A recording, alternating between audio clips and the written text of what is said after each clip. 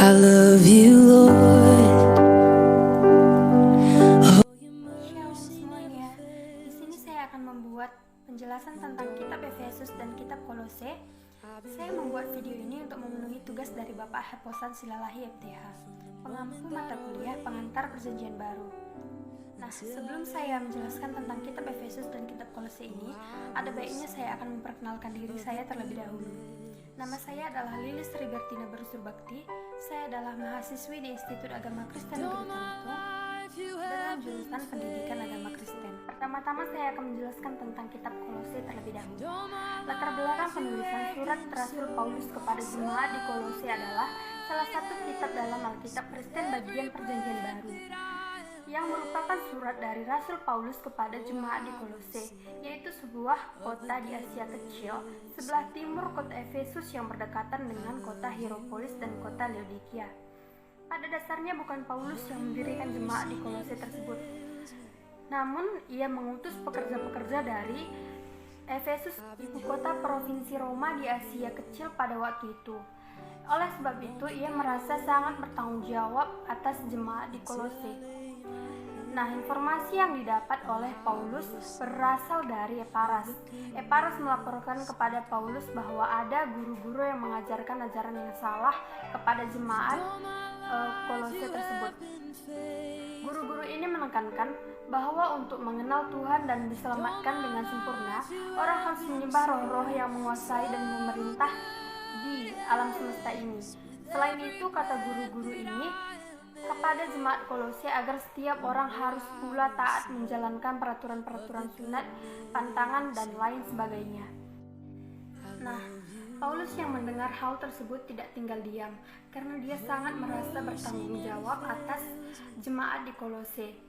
Surat Paulus kepada jemaat di Kolose ini pun ditulis untuk mengemukakan ajaran Kristen yang benar dan menekankan ajaran-ajaran yang salah diajarkan oleh guru-guru palsu. Inti dari surat ini adalah bahwa Yesus Kristus sanggup memberi keselamatan yang sempurna dan bahwa ajaran-ajaran yang lainnya itu adalah salah dan menjauhkan mereka dari Kristus. Paulus juga menekankan bahwa melalui Kristuslah Tuhan menciptakan dunia ini, dan melalui Kristus pula Tuhan menyelamatkannya. Harapan dunia untuk diselamatkan adalah bersatu dengan Kristus. Setelah itu, Paulus menguraikan pula hubungan antara ajaran yang agung itu dengan kehidupan orang Kristen. Tikikus adalah orang yang membawa surat ini ke Kolose. Untuk Paulus, dia ditemani oleh Onesimus, hamba yang disuruh oleh Paulus untuk kembali ke tuannya, yaitu Filemon yang merupakan seorang anggota jemaat di Kolose. Nah, setelah penjelasan dari kitab Kolose, dan sekarang saya akan menjelaskan tentang kitab Efesus. Maksud penulisan isi surat ini sebenarnya merupakan suatu puji-pujian atas kelimpahan dan keajaiban anugerah Allah. Sesudah salam, puji-pujian ini terus meluap dalam suatu kalimat dan seakan tak berakhir.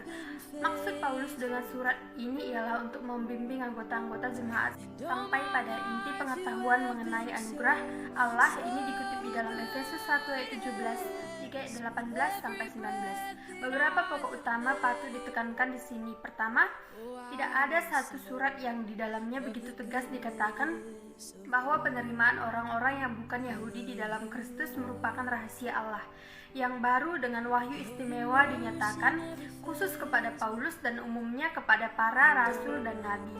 Ini dikutip di dalam Efesus 1 ayat 9 sampai 10, 3 ayat 3 sampai 5, atau Efesus 1 ayat 25 sampai 26. Kedua, kemenangan Kristus bukan saja berarti untuk umat manusia, melainkan juga untuk kosmos seluruhnya. Ini dikutip di dalam Efesus 1 ayat 21, 3 ayat 10. Ketiga, sama seperti yang terdapat dalam surat-surat Korintus, kesatuan jemaat ditekankan, namun karena lain pangkal pokok, jalan pikiran pun lain. Di sana kesatuan dipertahankan melawan partai-partai. Di sini dikemukakan kesatuan jemaat walau anggota-anggotanya berasal dari dua golongan.